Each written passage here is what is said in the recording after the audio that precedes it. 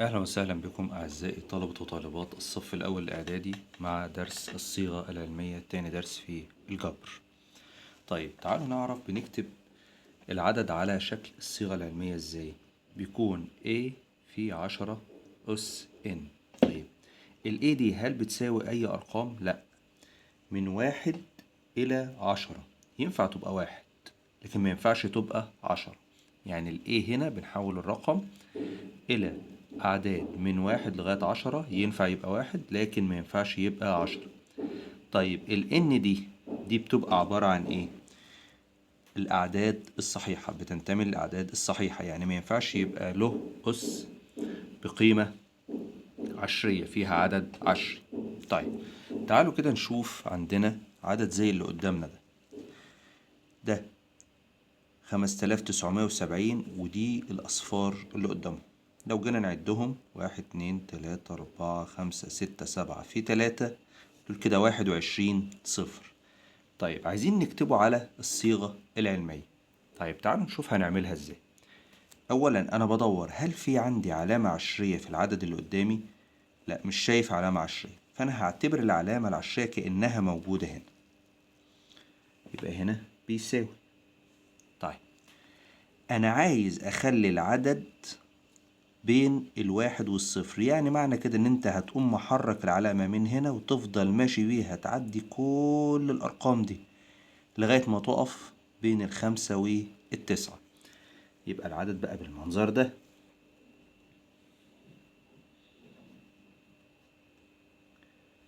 طيب في 10 أس كام بقى؟ أنا هعد الأصفار اللي أنا اتحركتها أو الخانات اللي اتحركتها. أدي 1 2 3، لو عديت دول احنا اتفقنا دول 21 لغاية هنا، 21 خان. وعدينا كمان ادي 22 23 كام 24. يبقى دي كده في 10 أس 24. نقول الجزئية دي تاني. أنا قدام العدد أهو، عايز أحوله للصيغة العلمية.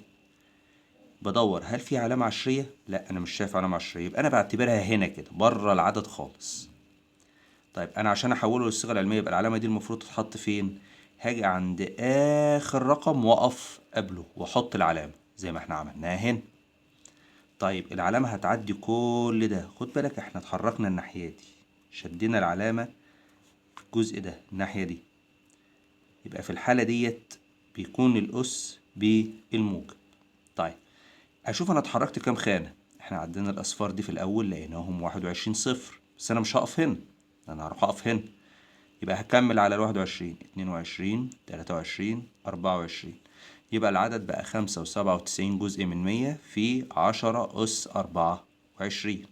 طيب تعالوا نشوف العدد اللي بعده. نفس القصة، هدور هل أنا في عندي علامة عشرية هنا؟ لا مفيش، يبقى أنا هعتبرها هنا كده موجودة هنا. طبعا أنا هتحرك الناحية دي تبقى بالقيم الموجبة. طيب جميل جدا. تعالوا نعد الخانات. ادي 1 2 3 4 5 6 في 3، لأن كل واحدة عديناها ب3 18. ماشي، يبقى دول كده لغاية هنا 18 صفر. بس أنا مش هنقل العلامة أجيبها هنا، لأ، ده أنا هنقلها فين؟ بين السبعة والتلاتة. يبقى ادي العدد بالشكل ده. طيب تعالوا بقى، احنا عدينا لغاية هنا كانوا 18 19 20 21 22. يبقى ده في 10 أس كام؟ 22. طيب تعالوا بقى نشوف الرقم اللي بعد كده أو العدد اللي بعد كده. ده أنا عندي هنا في علامة عشرية. طيب يبقى أنا في الحالة دي أنا عايز برضو العدد يطلع لي بين الواحد والعشرة، يعني معنى كده إن أنا هحرك العلامة الناحية دي. هشوف أنا هتحرك كام خانة. أنا هفضل أمشي أمشي أمشي لحد ما أقف بين الخمسة والتلاتة. يبقى أنا عندي أهو العدد بقى بالشكل ده. تعالوا بقى نعد كده الخانات. أدي 1 2 3 4 5 6 7 في 3 بكام؟ 21. لغاية هنا أنا عندي 21 خانة، بس أنا مش هقف بالعلامة العشرية هنا، هعدي ده 22 23. بس خد بالك أنت المرة دي اتحركت في عكس الاتجاه، يبقى في الحالة دي هتبقى بالقيمة السالبة. يبقى في 10. نعد تاني الخانات قلنا دول، ادي 1 2 3 4 5 6 7. في 3 ب21 22 23، يبقى أس سالب 23. وبكده نبقى احنا حولنا الأعداد دي إلى الصيغة العلمية. طيب تعالوا نشوف مجموعة تمارين، شوف بيسأل بيقول ايه.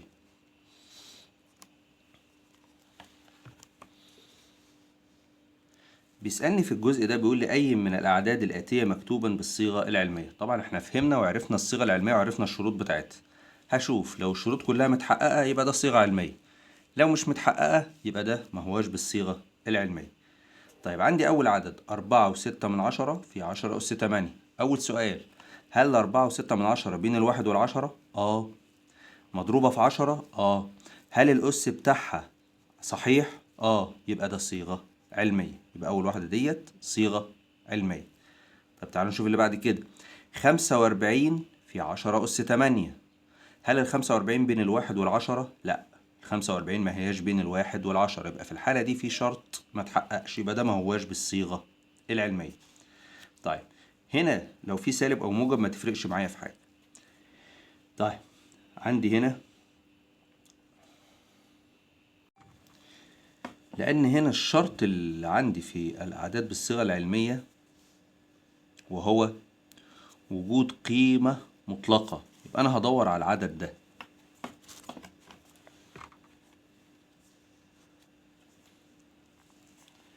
العدد ده بعد ما أحطه في القيمة المطلقة هيبقى بين الواحد والعشرة، وهنا العشرة أس موجب يبقى دي صيغة علمية. طيب تعالوا نشوف ده، هل 72% بعد ما أحطها في القيمة المطلقة تديني عدد بين الواحد والعشرة؟ لأ، يبقى في الحالة ديت ده ما هواش بالصيغة العلمية. طيب هنا 1 في 10 أس -7، أدي أول شرط اتحقق. هنا في 10 أس -7، هل ده كده بالصيغة العلمية؟ بالصيغة العلمية، لأنه بينتمي للأعداد الإيه؟ الصحيحة. طيب عندي هنا -3.7، لو حطيناها جوه القيمة المطلقة اللي هي علامة القيمة المطلقة، في الحالة ديت هتطلع 3.7.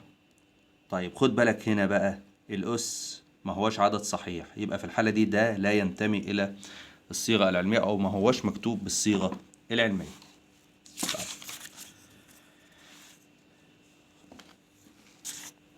تعالوا نشوف التمرين ده. عندنا العدد اللي قدامنا دوت عايزين نكتبه بالصيغة العلمية. هننقل بس العدد هنا اهو.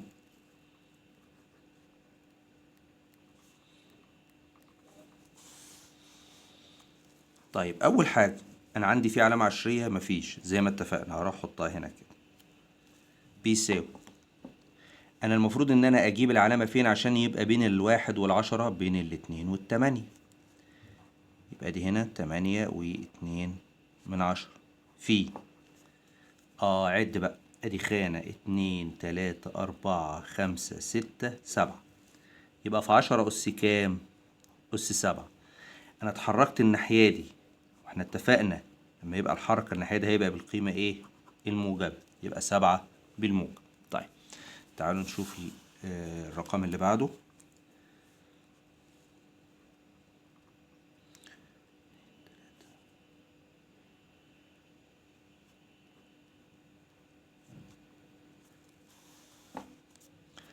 'أول سؤال، هل في علامة عشرية؟ في علامة عشرية اهي موجودة هنا اهي. طيب كلام جميل جدا. المرة دي بقى أنا هتحرك الناحية دي، هتبقى ايه؟ بالسالب. طيب عشان اتحرك واحطها في مكانها صح، المفروض انها تتحط فين؟ بين الواحد والتلاتة.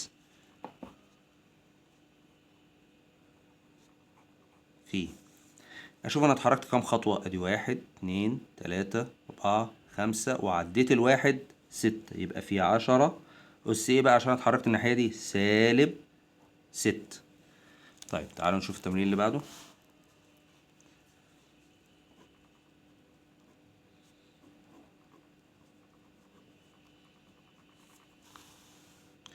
145 في 10 أس 8. أنا مش شايف علامة عشرية، هعتبرها موجودة هنا. أنا كده في الحالة دي هتحرك الناحية دي، هتحرك كام خانة؟ ادي اعدي الخمسة واعدي الاربعة، يبقى انا هتحرك خانتين، يبقى 1.45 في 10. خد بالك هي اصلا اس 8 وانا بتحرك الناحية دي، يعني ده معنى كده ان اللي جاي جديد هيتجمع على التمانية. انا اتحركت كام خانة؟ خانتين، يبقى هجمع 2 على التمانية كام؟ 10. يبقى 1.45 في 10 اس 10.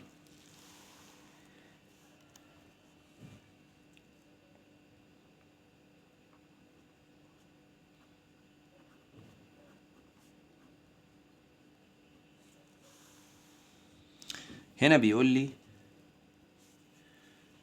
علامة عشرية 248 جزء من 1000 في 10 أس سالب 7.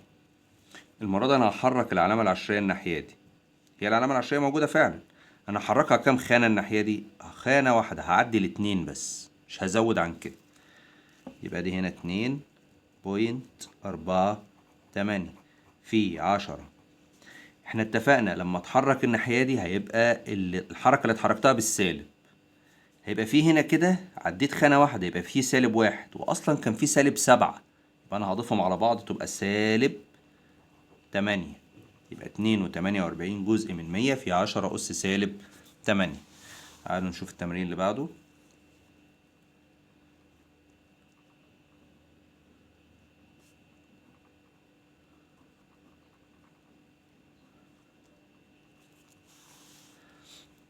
هنا أنا هدور هل في علامة عشرية؟ العلامة العشرية موجودة. طيب المفروض إن أنا أحطها فين؟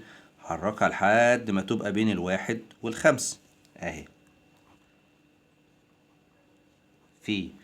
أنا المرة دي اتحركت ناحية اليمين، هتبقى الحركة اللي اتحركتها بالموجب ولا بالسالب؟ هتبقى بالسالب.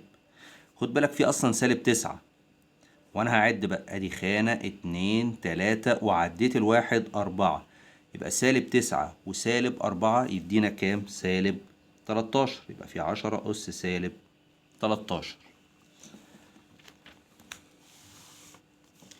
تعالوا نشوف التمرين اللي بعد كده.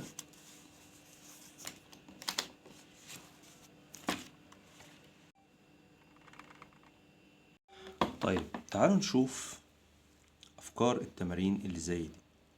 مديني هنا العدد بالصيغة العلمية 3.7 في 10 أس 5، وعايزني أحوله للصيغة القياسية. العدد 3.7 في 10 أس 5. أنا في الحالة دي الأس ده إيه؟ موجب، يبقى أنا هتحرك بالعلامة في الناحية دي.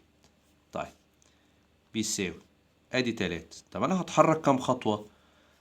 حسب عدد الأس اللي هنا كام؟ 5، يبقى أنا هتحرك 5 خطوات. هعدي 7، يبقى دي كتبنا 7. كل خطوة أتحركها أنقص من هنا لغاية ما أخلي دي ما عادش فيه أس اللي هو 0. يبقى أنا عديت كده 7، بقت دي كام؟ 4. هحط 4 أصفار. يبقى نقول الجزئية دي تاني. أنا هنا العدد جاي لي بالصيغة العلمية، عايز أحوله للصيغة القياسية.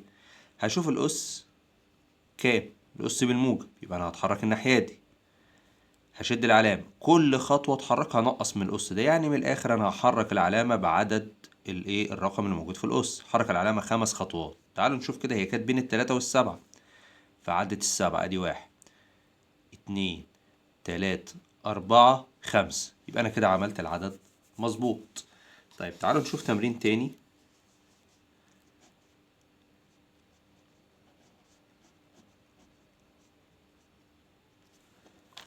تعالوا نشوف مع بعض التمرين ده. 7.38 جزء من 100 في 10 أس -3. الأس هنا بالسالب، يبقى أنا المرة دي هتحرك الناحية دي، وهتحرك كام خطوة بعدد الرقم اللي موجود في الأس. يعني أنا عديت ال7، يبقى دي خطوة. طب ده -3، يبقى فاضل كام خطوة؟ خطوتين أهو. وبعد كده أحط العلامة العشرية. نقولها تاني، أنا لقيت دي بالسالب، يبقى أنا هتحرك الناحية دي. هتحرك كام خطوة؟ بعدد الأس، ده أس -3، يبقى هتحرك 3 خطوات. عديت ال7 أدي خطوة أهو، جبتها من هنا نزلت هنا، التانية التالتة، وبعدين حطيت العلامة. تعالوا نشوف العمليات على الأعداد في الصيغة العلمية. نشوف أول تمرين عندنا هنا، 3.7 في 10 أس 5 زائد 2.3 في 10 أس 6. الأول كده قبل ما أبدأ أنا محتاج آخد عامل مشترك وهو 10، هو اللي هيسهل لي العملية دي. طب هنا 10 أس 5 وهنا 10 أس 6، هعدل في 10 أس 6 ديت عشان أخليها 10 أس 5. طيب هنكتب دي زي ما هي، مش هنعمل فيها تعديل دلوقتي. زائد هنا بقى أنا عشان أنقص واحد من هنا، يعني هنقص 10 منهم، في الحالة ديت هحرك العلامة العشرية جهة اليمين، يعني هشد العلامة الناحية دي عشان أنقص واحد من هنا. يعني في الحالة دي هتبقى بالمنظر ده، 23 في 10 أس 5. أصبح عندي هنا متاح إن أنا آخد 10 أس 5 عامل مشترك وهجمع الرقمين دول. يعني هتبقى المسألة عندي بالمنظر ده، 3.7 زائد 23، كل ده في 10 أس 5. طيب العددين دول لما اجمعهم على بعض هيديني 26.7 في 10 أس 5. طيب عايزين نحوله بقى للصيغة العلمية، يعني هنقل العلامة الناحية دي. طب طالما هنقل العلامة الناحية دي، هعمل ايه في الأس هنا؟ هزوده، يبقى في الحالة دي بقت 2.67 في 10 أس 6. طيب تعالوا نشوف التمرين اللي بعده.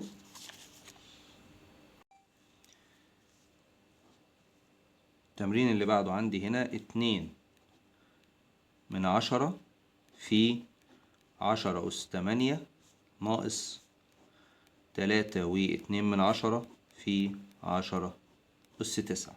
تعالوا نشوف التمرين ده هنحله ازاي. نفس الفكرة، أنا برضه عايز أخد عامل مشترك. هنا 10 أس 8، هنا 10 أس 9، هعدل في دي. يبقى أنا هكتب القوس ده زي ما هو دلوقتي.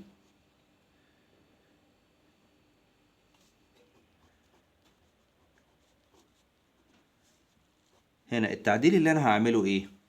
هنقل العلامة خطوة هنا، أنا عايز أنقص دي، يبقى لما هنقص من هنا واحد، هنا العلامة هحركها جهة اليمين، يبقى دي هتبقى 32 في 10 أس 8.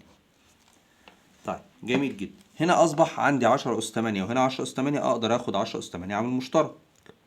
يبقى في الحالة دي أدي هنا 2/10 ناقص 32، كل ده في 10 أس 8. خدنا 10 أس 8 عامل مشترك، يبقى دي هتبقى -31.8 في 10 أس 8. طيب عايزين نصلحها بقى على الصيغة العلمية. هحرك العلامة فين؟ هحرك العلامة الناحية دي. هحركها كام خانة؟ خانة واحدة. يبقى بقت بالمنظر ده 3.18 في 10. أنا اتحركت الناحية دي، هزود في الأسس ولا هعمل إيه؟ هزود بعدد الخانات، بقت في 10 أس 9. طيب تعالوا نشوف آخر جزئية في الدرس.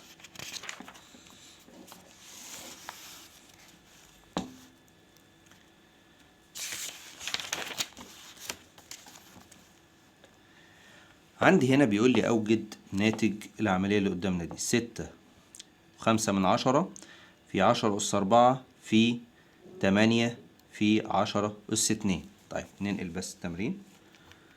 6.5 في 10 أس 4 في 8 في 10 أس 2. طيب أنا هنا ممكن أعمل حاجة بسيطة، وهي إيه؟ أعمل عملية دمج وإبدال.